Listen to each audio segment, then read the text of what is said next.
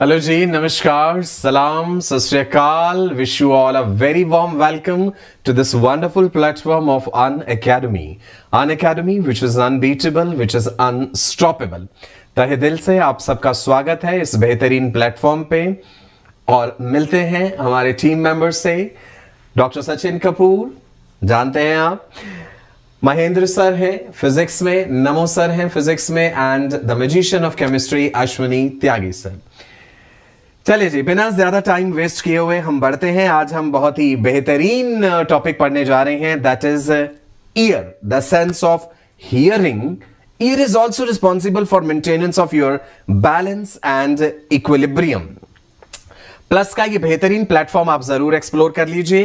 Plus पे बहुत सारे टेस्ट हैं, क्विजेज हैं, लाइव डाउट सेशंस हैं एंड मोर पर्सनलाइज्ड अटेंशन है. टॉपिक का नाम आपको फिर से बता दूं जी, we are going to discuss human ear. पहला लेक्चर है आज इस टॉपिक का. बहुत सारी जबरदस्त एनिमेशंस और कुछ वीडियोस आपको दिखाने वाला हूं और आने वाले समय में कुछ सर्जरीज भी दिखाने वाला हूं. So I hope you are going to like this lecture. चलिए जी, टेलीग्राम का ये ऐप आपके सेल फोन में होना बहुत जरूरी है. टेलीग्राम का ऐप जब आप इंस्टॉल कर लें, सो ये आपको अपने फोन के ब्राउजर में टाइप करना है, दैट इज tinyurl.com/neetlivechat. तो आप हमारे साथ जुड़ जाएंगे. प्लस के प्लेटफॉर्म पे नवंबर का बैच करंटली चल रहा है जिसमें मैं पढ़ा रहा हूं. मेरे अलावा आपके all time favourite Mahendra sir हैं, अश्विनी त्यागी सर हैं. दिसंबर बैच भी शुरू होने वाला है जल्दी से. अनअकैडमी का लर्निंग ऐप आपके सेल फोन में होना जरूरी है. जब ये ऐप आप इंस्टॉल कर लेंगे तो उसके बाद आपको कहां पे जाना है, प्लस के सेक्शन में जाना है, नीट कैटेगरी सेलेक्ट करना है, एंड जब आप एडमिशन लेंगे, सब्सक्रिप्शन लेंगे, तो आपको नीट लाइव कोड यूज करना नहीं भूलना है. ये कोड आप यूज करेंगे तो आपको 10% डिस्काउंट मिलेगा टोटल फी में. चलिए जी, आज की कोटेशन देखते हैं. प्यारी सी क्या कोटेशन है हमारे पास. फेमस फेलियर्स का जिक्र कर रहे हैं आजकल हम लोग. आप कहेंगे कि सर फेलियर्स क्यों कहते हैं हम? बिकॉज हमें यह भी समझना चाहिए कि असफलता जब जिंदगी में मिलती है, एक बार हार जब इंसान जो है एक्सपीरियंस करता है, तो सफल होने के लिए उसके अंदर जज्बा और ज्यादा बढ़ जाता है. तो इतिहास गवाह है कि ऐसे बहुत से केसेस हुए हैं. Beatles, the famous group, they were rejected by Decca Recording Studios because they were told that we do not like your sound and you don't have any future in the show business. आप में से जो संगीत में रुचि रखते हैं, आप इस बैंड को अच्छे से जानते होंगे, बीटल्स. सो इनको भी जिंदगी में रिजेक्शन का सामना करना पड़ा. चलिए जी, स्क्रीन पर नजर डालते हैं. हमारे साथ वाहिद हैं, अनिल हैं, अनिकेत हैं, रमेश, आजू, रंजन, संदीप, राजाराम, नरेंद्र, नमस्कार जी, सार्थक, वैशाली, कोमल, प्रेरणा, रमेश, वेदव्यास, युक्ता, समंथा, सना, उमर फारूक, अंजना, मेघा, मुस्कान. ग्रेट, बहुत सारे लोग जुड़ चुके हैं और ज्यादा लोगों को अपने साथ जोड़ने की कोशिश कीजिए. वीडियो का लिंक जो है और ज्यादा लोगों को भेजिए. चलिए मेरे राजा बेटा, अब हम आ गए हम अपने मेन टॉपिक पे. आई हम डिस्कस कर चुके हैं. हम डिस्कस करने जा रहे हैं ईयर. 2 कान हैं जी हमारे पास, है ना? अच्छा, आपको ये पता है जैसे ही लोग अपने गुरु को याद करते हैं तो ऐसे कान को हाथ क्यों लगाते हैं? क्या कोई लॉजिक है इसका? स्कूल टाइम में भी आपने एक्सपीरियंस किया होगा, टीचर्स जब आपको डांटते थे या आपकी पिटाई होती थी तो आपके कान खींचे जाते थे, है ना? ऐसे करके कान खींचते थे ना. यहां में ये भी कहा जाता है कि दोनों कान पकड़ के खड़े हो जाओ, आपको पनिशमेंट दी है. सो ऐसा क्यों करते हैं? What is so special about your ears कि इनको खींचने को कहा जाता है, कान पकड़ने को कहा जाता है? सो इसका मतलब है कहीं ना कहीं इस बात का कोई कारण है. सो जानेंगे हम अपने इस लेक्चर में उस बात का कारण भी. वेल, आप देख सकते हैं कि एक्सटर्नल ईयर पिन्ना दिखाया गया है. ये ह्यूमंस के केस में पिन्ना का स्ट्रक्चर कुछ इस प्रकार से डिजाइंड है that ear pinna is going to collect the sound waves and transmits them towards the middle ear, towards the tympanic membrane. Ear pinna जो है, it is a flap of yellow elastic cartilage. Discuss करेंगे pinna, detail में आगे बढ़ते हैं जी. सबसे पहले जान लेते हैं कि ईयर जो है हमारा, इसको हम स्टडी के पर्पस के लिए 3 मेन पार्ट्स में डिवाइड कर देंगे. दैट इज एक्सटर्नल ईयर, जिसको आउटर ईयर भी कहते हैं, जो आपको बाहर से दिख रहा है ये. Number 2 is middle ear and number 3 is internal year. Internal year को लेबिरिंथ भी कह देते हैं. लेबिरिंथ का मतलब होता है मेज, MEZE। मेज मतलब एक घुमावदार चीज, जैसे आप वो मॉस्किटो रेपेलेंट कॉइल्स भी देखते हैं ना, ऐसे करके जो चीज बनी होती है, दैट इज कॉल्ड मेज। सो ईयर को 3 भागों में बांटा, external ear, middle ear, internal ear. External year में क्या क्या चीजें इंक्लूडेड हैं? एक्सटर्नल ईयर में आ जाएगा ईयर पिन्ना, जिसे ऑरिकल भी कहते हैं, टिम्पेनम और the tympanic membrane, and external auditory canal और the external auditory meatus. Middle ear में 3 छोटी छोटी हड्डियां हैं जिनको ईयर ऑसिकल्स या ऑडिटरी ऑसिकल्स भी कहते हैं, मेलियस, इंकस, स्टेप्स, इनको डिस्कस करेंगे। इंटरनल ईयर या लेबिरिंथ को bony labyrinth and membranous labyrinth 2 भागों में बांटा जाता है। बोनी लेबिरिंथ में कॉक्लिया पढ़ेंगे हम, वेस्टिब्यूल, सेमी सर्कुलर कैनाल, और इसी के अंदर होता है मेम्ब्रेनस लेबिरिंथ। राइट जी। सो एक ब्रीफ आउटलाइन मैंने बताई कि ईयर को 3 भागों में बांटेंगे, external ear, middle ear, internal year. सबसे पहले शुरू करते हैं एक्सटर्नल ईयर। कर सकते हैं जी शुरुआत? राइट, एक्सटर्नल ईयर से शुरू करते हैं हम। इधर देखिए, ये डायग्राम ब्यूटीफुल सा आपके सामने है। इसमें आपको क्या क्या दिख रहा है? This is the ear pinna. ये जो आपको दिख रहा है flap of yellow elastic cartilage, that is ear pinna. Yellow yellow area जहां पे आपको दिख रहा है ना बेटा, वो क्या है? फैटी टिश्यू है। पर्पल कलर से ये जो चीज दिखाई गई है, that is external auditory canal. ये जाके एंड कर रही है कहां पे? Tympanic membrane. टिम्पेनिक मेम्ब्रेन को टिम्पेनम या कान का पर्दा भी बोल देते हैं। बहुत जोर से कभी चोट लग जाए, कान पे कोई थप्पड़ मार दे तो कान का पर्दा फट भी जाता है, ईयर ड्रम परफोरेट या रप्चर हो जाता है, फिर ये रिपेयर भी कर लेता है अपने आप को। ग्रीन कलर से जो एरिया आपको दिख रहा है वो है मिडल ईयर, जिसको ग्रीन कलर से शेड करा है। उसके अंदर 3 छोटी छोटी हड्डियां दिख रही हैं आपको। वो बोन्स कौन सी हैं?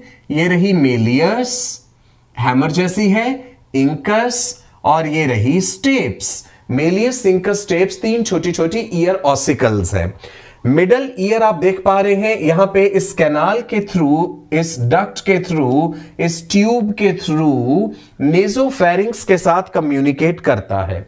इसको यूस्टेचियन ट्यूब या ऑडिटरी ट्यूब कहते हैं।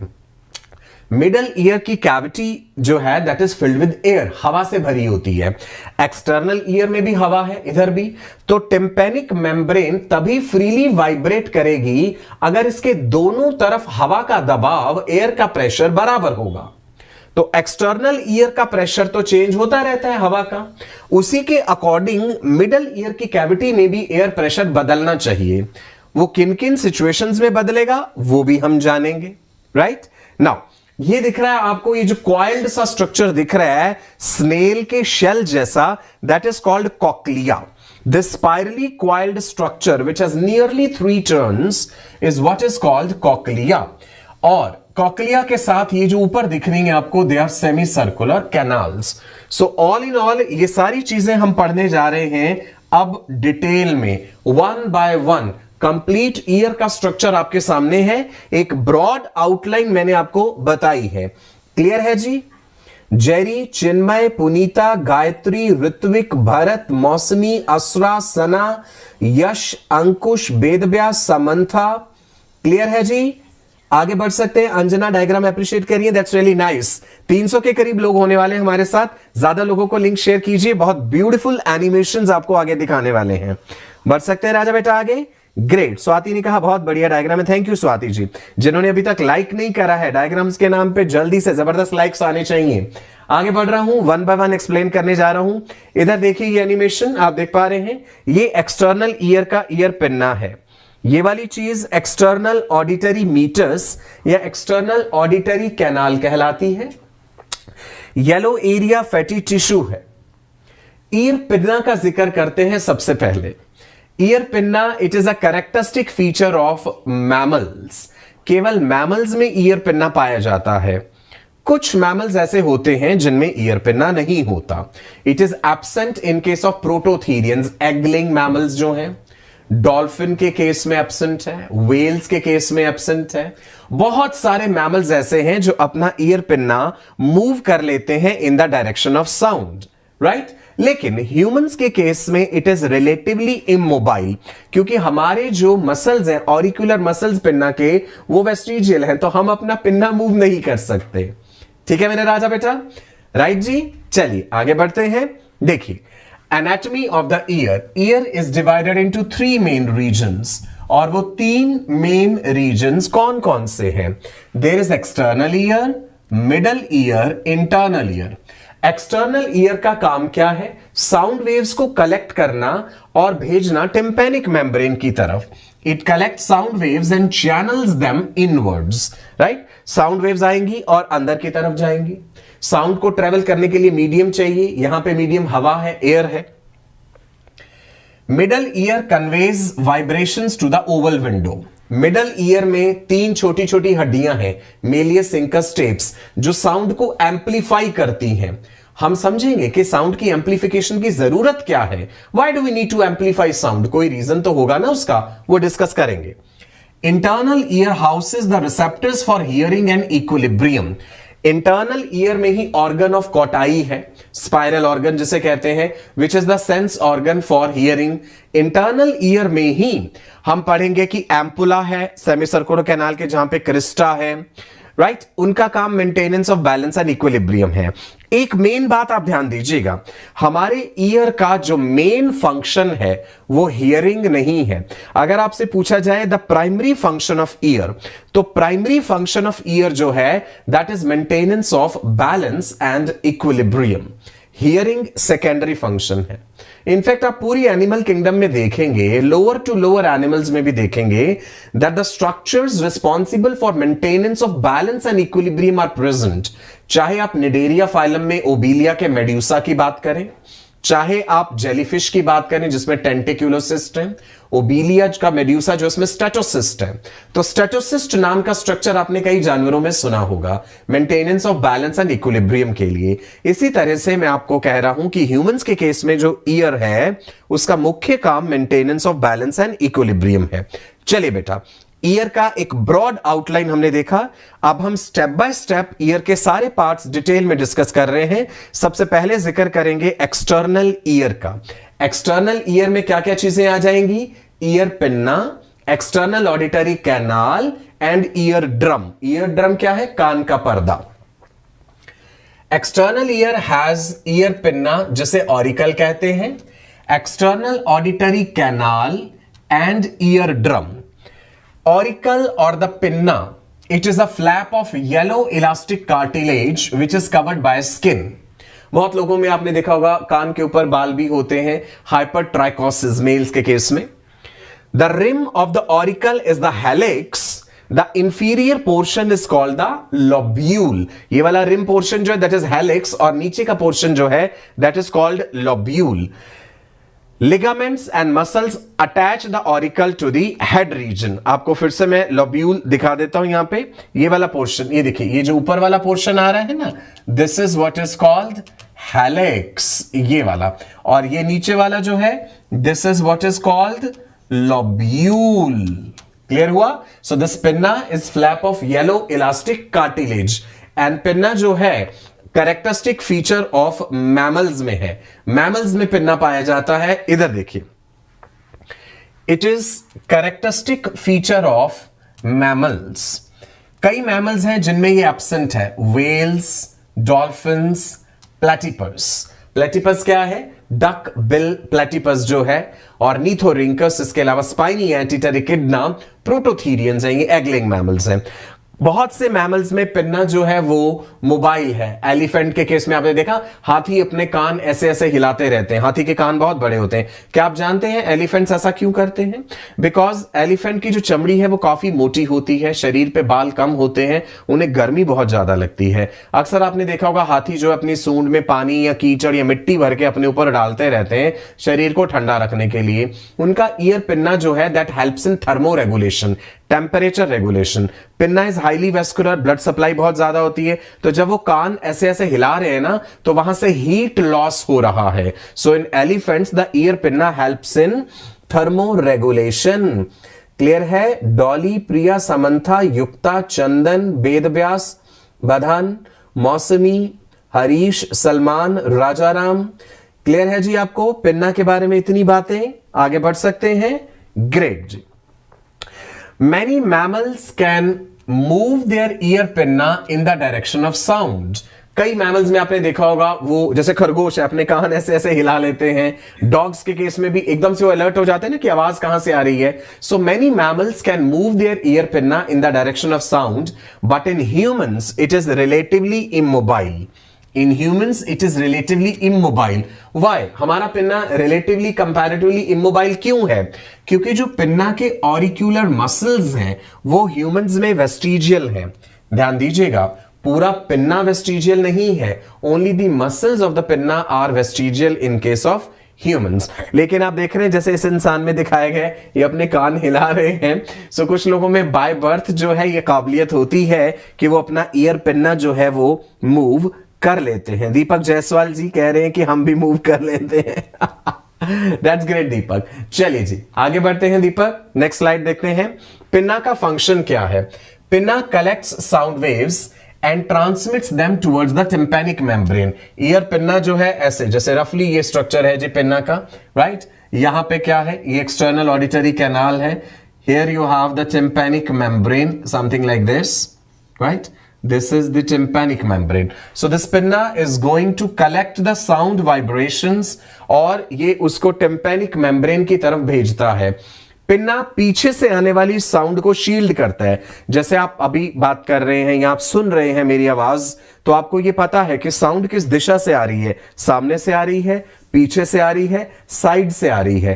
Pinna helps to localise sound. यदि आप अपना एक कान बंद कर लेंगे ऐसे और सिर्फ एक कान से सुनेंगे तो आपको साउंड को लोकलाइज करने में मुश्किल होगी। आप आवाज किस दिशा से आ रही है ये आसानी से नहीं पहचान पाएंगे। ठीक है जी। सो पिन्ना जो है, दोनों कान जो है आपके फंक्शनल है जब, तो आप साउंड को आसानी से लोकलाइज कर सकते हैं। क्लियर है जी। इसी प्रकार से जब आप दोनों आंखों से देखते हैं ना, तो आप चीज की गहराई का बेहतर अंदाजा लगा लेते हैं। डेप्थ का, किसी भी चीज की गहराई कितनी है ये दोनों आंखों से जान पाएंगे। एक आंख अगर हम बंद कर देंगे तो डेप्थ का एक्यूरेट अंदाजा नहीं लग पाता है। क्लियर है बच्चे? चलिए आगे बढ़ते हैं। इधर देखिए, ईयर पिन्ना का फिर एक और डायग्राम आपको दिखाया गया है। यहां external ear, middle ear, internal year, तीनों हिस्से क्लियरली डिस्टिंग्विश करके दिखाए गए हैं। आपके लिए अंडरलाइन कर देता हूं जी।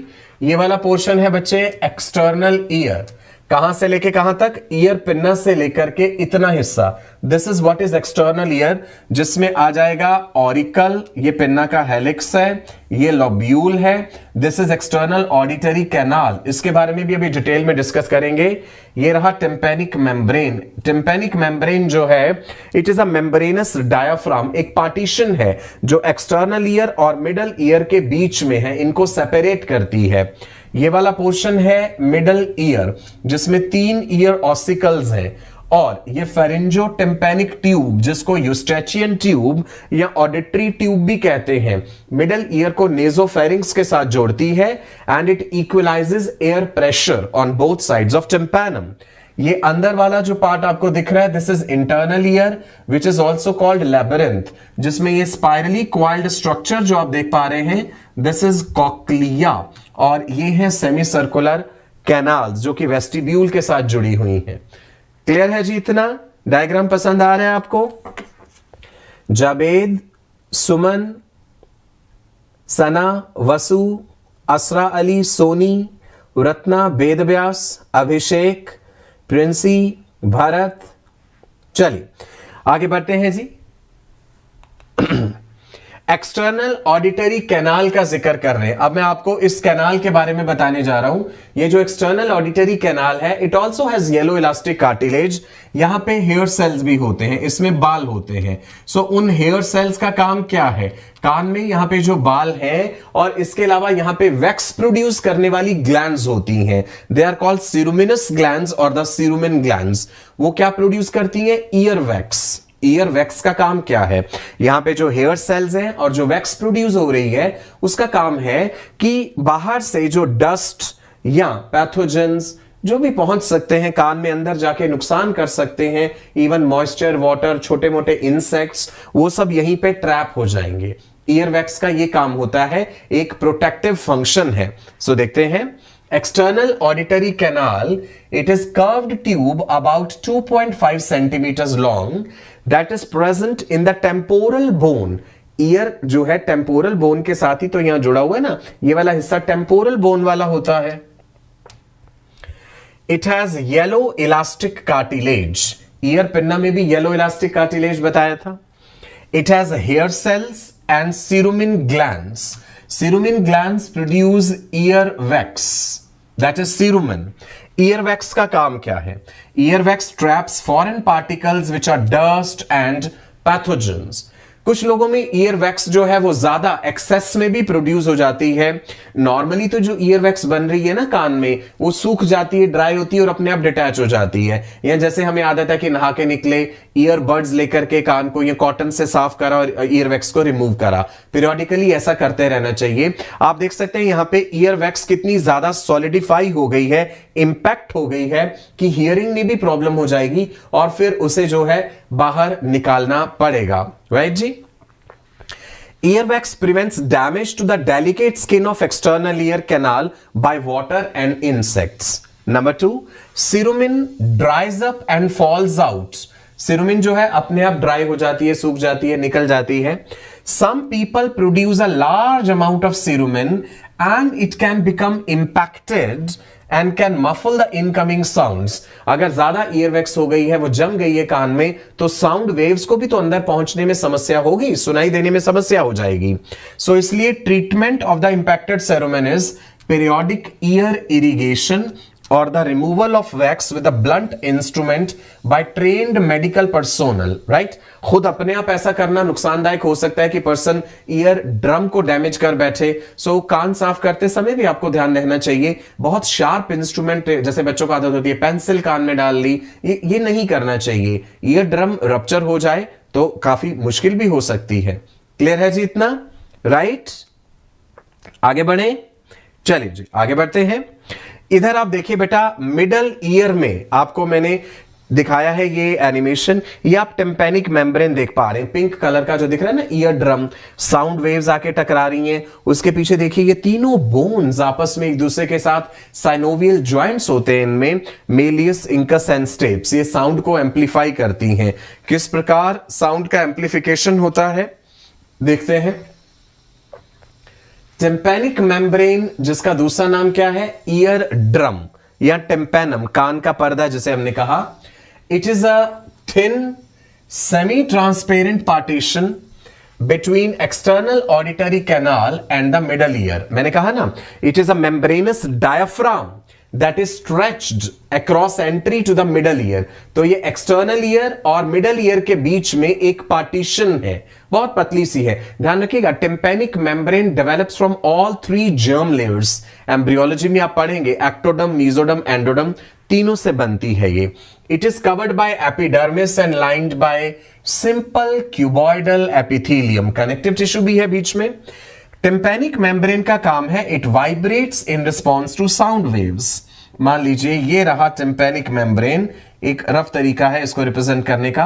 यहां पे आके साउंड वेव्स स्ट्राइक कर रही हैं। साउंड जब यहां पे स्ट्राइक करेगी तो भाई दोनों तरफ हवा का दबाव बराबर होना चाहिए, इधर भी एयर है, इधर भी एयर है। सो टिम्पैनम तभी फ्रीली वाइब्रेट करेगी अगर दोनों तरफ हवा का दबाव बराबर है। ये हो गया मिडल ईयर, जहां पे 3 छोटी छोटी हड्डियां हैं। इधर हो जाएगा एक्सटर्नल ईयर। तो भाई एक्सटर्नल ईयर या आउटर ईयर में तो हवा का दबाव चेंज होता रहता है। आप बहुत ऊंचाई पे चले जाएं, बहुत गहराई में चले जाएं, एयर प्रेशर चेंज होगा। सो टिम्पैनम को फिर वाइब्रेट करने में मुश्किल होगी। तो यूस्टैचियन ट्यूब जो है, which normally remains closed, Eustachian tube normally बंद रहती है और कब कब खुलती है? इट ओपन्स ड्यूरिंग च्यूइंग, जब आप खाना चबा रहे हैं, यॉनिंग, उबासी लेते समय, स्नीजिंग, छींकते समय, कफिंग, खांसते समय यूस्टैचियन ट्यूब जो है वो खुलती है। या फिर जब ऑल्टीट्यूड में बहुत ज्यादा चेंजेस आए, जैसे आपने कई बार एक्सपीरियंस करा होगा, जब आप हवाई जहाज का सफर करते हैं, फ्लाइट में होते हैं, एरोप्लेन में, सो कान कई बार लगता है ना बंद हो गए, कान दर्द होने लगते हैं, तो तब आपसे कहा जाता है कि आप अपना ही सलाइवा स्वेलो कीजिए या पानी का एक घूंट पीजिए या च्युइंगम चबाते रहिए, तो फिर दोनों तरफ प्रेशर जो है बराबर रहेगा। लेकिन फिर भी कई लोगों को बड़ा दर्द महसूस होता है कान में, इवन फ्लाइट से बाहर निकल आने के बाद भी उनको लगता है काफी देर तक कान जैसे बंद हो गए हैं। आप में से बहुत लोगों ने ये चीज एक्सपीरियंस किया होगा, राइट? चलिए आगे बढ़ते हैं। For tympanum to vibrate freely air pressure must be equal on both sides.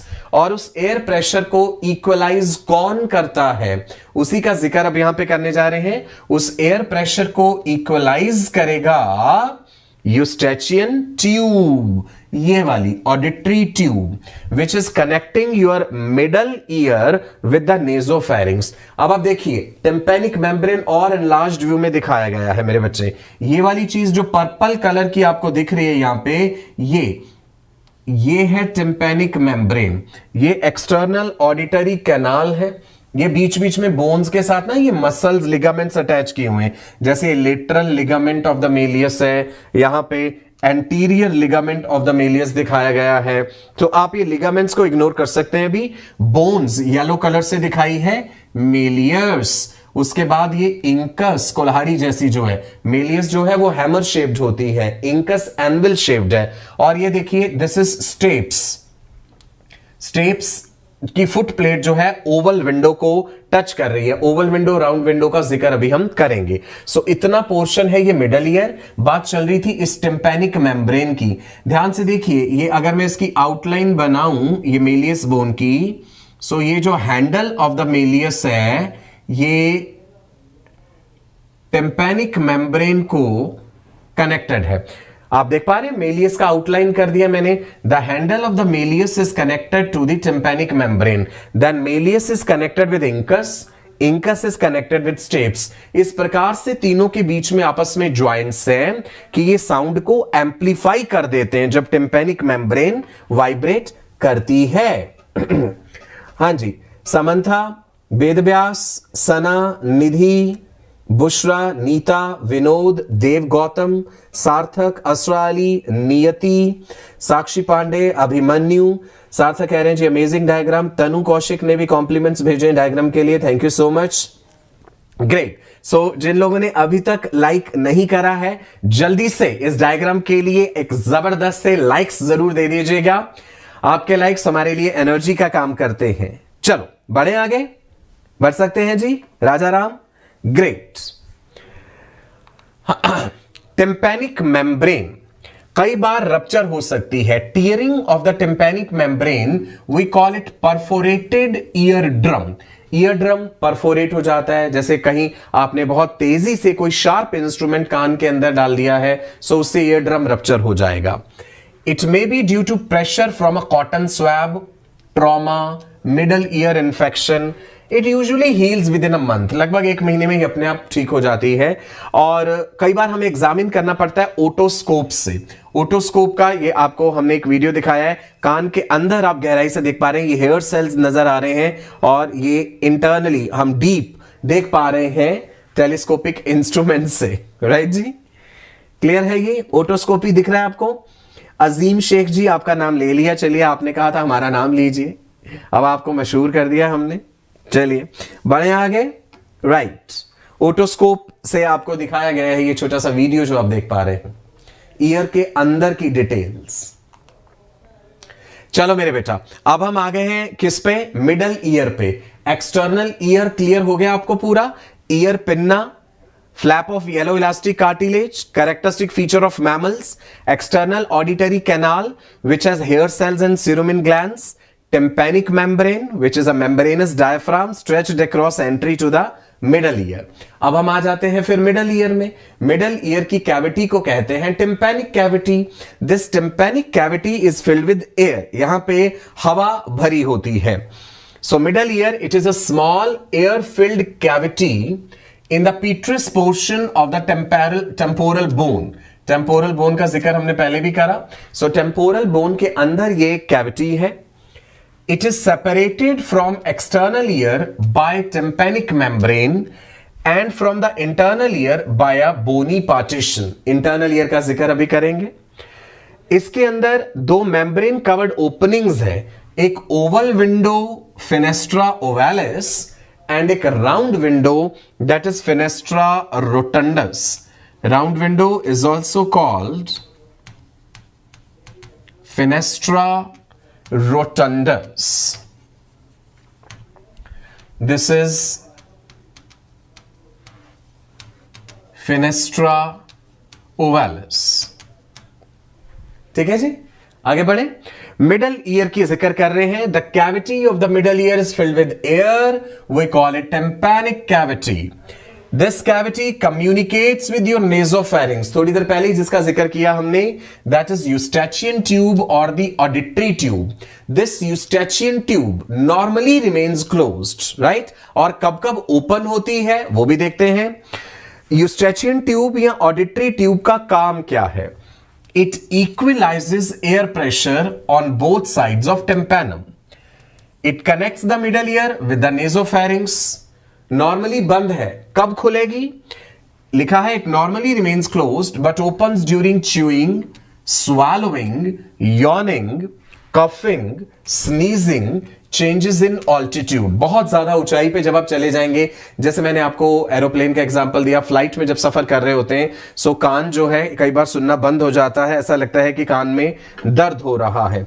यूस्टैचियन tube के जरिए ही आपके गले में होने वाला जो इन्फेक्शन है वो आपके कान तक भी पहुंच जाता है। कई बार आपने एक्सपीरियंस किया होगा कि आपको थ्रोट इन्फेक्शन है, कुछ दिन तक रहे तो हमें लगता है कि सुनाई देने में भी प्रॉब्लम हो रही है, because the micro organisms which are infecting your throat they can reach your middle ear through this eustachian tube, right जी? कई बार ये भी आपने एक्सपीरियंस किया होगा कि जैसे कान में दर्द है, कोई इन्फेक्शन है और आपने कान में दवाई डाली तो वो ईयर ड्रॉप्स जो आपने डाले थोड़ी देर बाद गले में उसका कड़वा टेस्ट आने लग जाता है। वो इसीलिए हो जाता है कि अंदर से ईयर, नोज एंड थ्रोट जो है ये सब कनेक्टेड है आपस में। क्लियर है? राइट? बढ़ सकते हैं जी आगे। Right? Thank you Umar Farooq ji, thank you so much. आगे बढ़ते हैं। मिडल ईयर में इन तीनों ईयर ऑसिकल्स को फिर से मैंने एनलार्ज करके आपको दिखा दिया बेटा जी। ईयर ऑसिकल्स को ऑडिटरी ऑसिकल्स भी कहते हैं। ऑसिकल मींस टाइनी बोन्स, छोटी छोटी हड्डियां, Méliès, incus, steps. So this middle ear has 3 ossicles which are also called simply auditory ossicles. Stapes is the smallest bone in the body, आप जानते हैं। तीनों ऑसिकल्स हैं, malleus, incus, steps. Méliès is hammer shaped, हथौड़ी जैसी है। Incus is anvil shaped, कुल्हाड़ी जैसी। Steps is stirrup shaped. Stirrup पता है ना आपको, जैसे घोड़े पे जब आप बैठते हैं तो जिस चीज में पहले पैर फंसाते हैं हम घोड़े पे चढ़ने के लिए, वो कुछ इस तरह से बना होता है ना। So this is what is called stirrup. तो ऐसी शेप होती है स्टिरअप की। ये 3 छोटी छोटी हड्डियां साउंड को एम्पलीफाई करती हैं। अब आप सोचेंगे साउंड को एम्पलीफाई करने की जरूरत क्या है? बेसिक सी बात समझिए बेटा, साउंड को मीडियम चाहिए ट्रेवल करने के लिए। हवा से आने वाली साउंड वेव्स टिम्पैनिक मेम्ब्रेन को टकरा रही हैं। टिम्पैनिक मेम्ब्रेन जो है वाइब्रेट करती है, उसके पीछे मेलियस, इंकस, स्टेप्स तक वो वाइब्रेशंस पहुंची। अल्टीमेटली कॉक्लिया के अंदर जो फ्लूइड भरा हुआ है, पेरिलिम्फ, एंडोलिम्फ, उसमें मोशन होना चाहिए, प्रेशर वेव्स जनरेट होनी चाहिए। तो आप खुद ही सोचिए, हवा की डेंसिटी और कॉक्लिया के अंदर प्रेजेंट फ्लूइड की डेंसिटी में तो अंतर है ना। एक फ्लूइड को धक्का लगाने के लिए, उसमें प्रेशर वेव क्रिएट करने के लिए ज्यादा एनर्जी चाहिए, ज्यादा फोर्स चाहिए। सो इसीलिए तीनों ईयर ऑसिकल्स जो है वो साउंड को एम्पलीफाई करती हैं, और ताकि ज्यादा प्रेशर क्रिएट हो जाए और कॉक्लिया का फ्लूइड में मोशन आ जाए। राइट जी? Intensity of sound decreases when there is increase in the density of the medium. Sound का इंटेंसिटी कम हो जाता है मीडियम की डेंसिटी बढ़ने के साथ। अगर मीडियम रेयरर है, हवा है जैसे, तो साउंड की इंटेंसिटी ज्यादा है। राइट जी? अगर मीडियम डेंसर है तो साउंड कम इंटेंस हो जाती है। इसलिए हमें साउंड का एम्पलीफिकेशन चाहिए। राहुल, जेरी, वेद व्यास, पुनीता, क्लियर है जी? Zifra, Bushra, it's clear to you? Great. जिन लोगों ने अभी तक लाइक का बटन नहीं दबाया जल्दी से लाइक का बटन दबाइए। मुझे आपको बार बार याद दिलाना पड़ता है, इतने बेहतरीन प्लेटफॉर्म पे आप हैं, इतना बेहतरीन लेक्चर एंजॉय कर रहे हैं, समझ भी आ रही है सारी चीजें, दिमाग के कपाट खुल रहे हैं, तो लाइक्स में कंजूसी नहीं होनी चाहिए। देखो मेरे राजा बेटा, मिडल ईयर का जिक्र हो रहा है। Handle of the malleus bone, थोड़ी देर पहले भी बताया था, it attaches to the internal surface of tympanum. Head of the malleus articulate with the body of the incus. पहले जो है टिम्पैनिक मेम्ब्रेन के साथ हेड कनेक्टेड है, थोड़ी देर पहले ही हमने यहां पे देखा था। इधर देखिए ये वाला, ये डायग्राम जो मैंने आपको दिखाया था, the head of the malleus is connected to the incus and the handle is connected to this tympanic membrane. यही जिक्र आगे किया जा रहा है यहां पे, देखिए ये रहा, head of the malleus articulates with body of the incus. Incus articulate with head of the stapes. तीनों बोन्स एक दूसरे के साथ जुड़ी हैं, malleus, incus, stapes. The base और the foot plate of the stapes fits into the oval window of the cochlea. Oval window का जिक्र अभी हमने करना है आगे। Oval window that is the fenestra ovalis, because ultimately जो वाइब्रेशंस हैं वो कॉक्लिया तक पहुंचानी है अंदर ओवल विंडो के जरिए। आगे बढ़ते हैं। मिडल ईयर के बाद नेक्स्ट हम आ चुके हैं इंटरनल ईयर पे। मिडल ईयर तक बातें क्लियर हैं सारी। मिडल ईयर में क्या क्या बताया बेटा मैंने आपको? मिडल ईयर की कैविटी को कहते हैं tympanic cavity. It is filled with air. The tympanic cavity communicates with nasopharynx through Eustachian tube. The tympanic cavity has 3 ear ossicles, Malleus, Incus, stapes. Stapes is the smallest bone in the body. The ear ossicles amplify the sound. Why we want to amplify sound?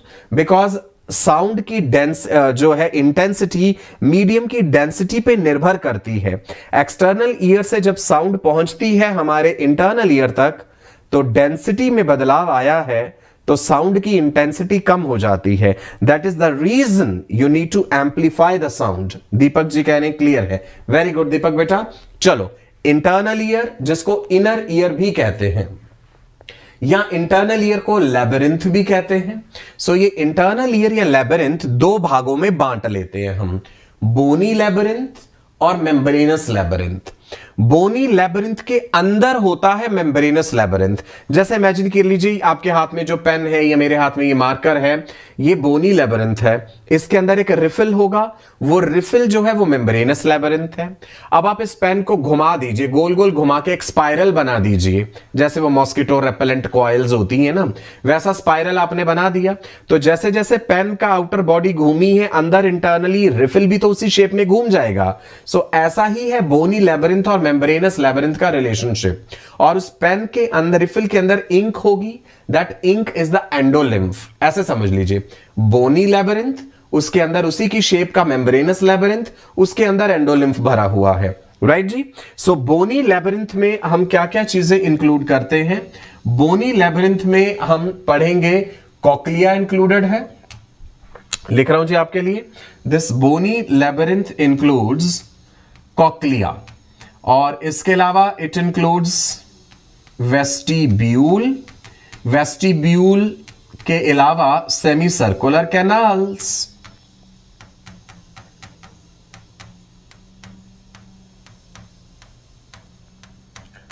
Vestibule and semi circular canals दोनों को इकट्ठा मिला के vestibular apparatus भी कह देते हैं। Membranes labyrinth में क्या क्या चीजें आएंगी? मेम्ब्रेनस लैबिरिंथ में इंक्लूडेड है जो एग्जैक्टली कॉक्लिया के अंदर उसकी डक्ट है, that is called cochlear duct. So cochlear duct का ही दूसरा नाम है स्काला मीडिया। कॉक्लिया के स्ट्रक्चर में डिटेल में समझेंगे। वेस्टिब्यूल के अंदर 2 चीजें होती हैं, vestibule houses utricle and saccule, these are part of membranous labyrinth. आप समझते जाइए, बोनी लैबिरिंथ के अंदर है ये सारी चीजें जिसे मेम्ब्रेनस लैबिरिंथ कहा है। ऐसा ही सेमी सर्कुलर कैनाल्स के अंदर होती हैं semi circular ducts. Semi circular canals contain semi circular ducts, right जी। सो मैं लिख देता हूं, bony labyrinth contains membranous labyrinth, right, clear है इतना? बोनी लेबिरिंथ में जो फ्लूइड भरा हुआ है that is perilymph, membranes labyrinth में जो फ्लूइड भरा हुआ है दैट इज एंडोलिम्फ। क्लियर हो रहा है जी? आई एम रियली हैप्पी कि आप सबको क्लियर हो रही हैं चीजें। ग्रेट। नाउ अब आप इधर देखो मेरे बेटा, ये इंटरनल ईयर दिखाया मैंने आपको, ये सब बोनी पोर्शन दिख रहा है यहां पे, ये बोन है, टेम्पोरल बोन। ये रहा कॉक्लिया, ऐसे ऐसे कॉक्लिया के अंदर ब्लू कलर से सब कुछ मेम्ब्रेनस लेबिरिंथ दिख रहा है। यहां पे लिखा है ना, semi circular ducts present in semi circular canal. Duct जो है वो सेमी सर्कुलर कैनाल के अंदर है। ऐसा ही हम देखेंगे कॉक्लिया के अंदर कॉक्लियर डक्ट होती है। Cochlea contains cochlear duct. Clear है? ये ओवरऑल पूरी चीज जो आपको दिखाई गई ये इंटरनल ईयर है, जिसमें spirally coiled shell like structure that is cochlea, there is a central portion called vestibule, और उससे निकली हुई ये 3 सेमी सर्कुलर कैनाल्स जिनके अंदर सेमी सर्कुलर डक्ट।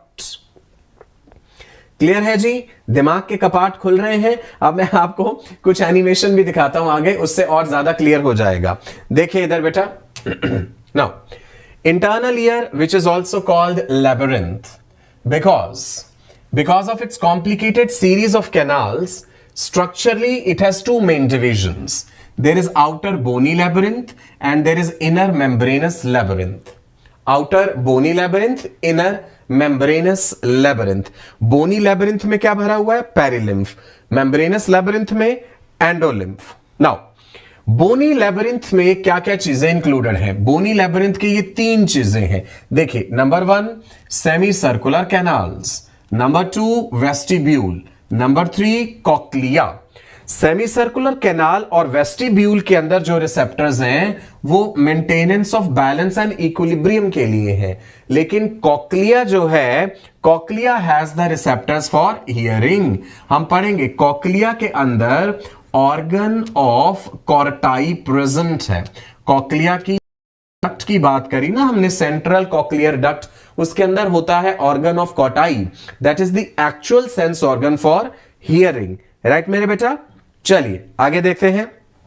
नाउ ये डायग्राम आप ये एनिमेशन देखिए ध्यान से, कट करके आपको दिखाए गए ये बोन के अंदर ये कॉक्लिया किस तरह से प्रेजेंट है। मैं साइड से हट जाता हूं ताकि आप इसे आराम से देख पाए। आस्था, पुनीता, वेदव्यास, रत्ना, सौरभ, पुनीता, मुस्कान, शाहनवाज, पीयूष, श्रेया, मनोज, गिरीश, भरत। बफरिंग हो रहा है, कुछ बच्चे कह रहे हैं कि लैग हो रहा है। आप देखिए, एक बार रिफ्रेश करके देखिए।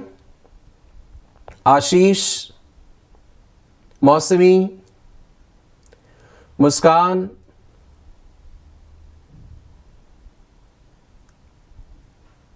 एनिमेशन क्लियर है जी? अब आप समझ पा रहे हैं कॉक्लिया एक्चुअल में कहां है? ग्रेट। प्रफुल्ल कह रहे हैं जी आउटस्टैंडिंग एनिमेशन। सो कट करा यहां पे और ये आपको अंदर कॉक्लिया दिखा। अब इस कॉक्लिया की ये रही सेमी सर्कुलर कैनाल्स हैं ऊपर, और ये जो जा रही है ये नर्व है, येलोइश कलर से जो आपको दिख रहा है that is the nerve which is carrying the message. Great, बढ़िया है जी, लाइक्स आ जाने चाहिए इस पे। Great, thank you so much. Ayesha कह रही है ऑसम लेक्चर। ग्रेट।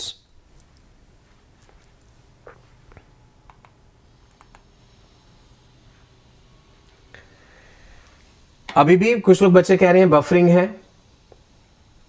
आप अपने लोकल लेवल पे देखिए बेटा, एक बार रिफ्रेश कर लीजिए स्क्रीन को।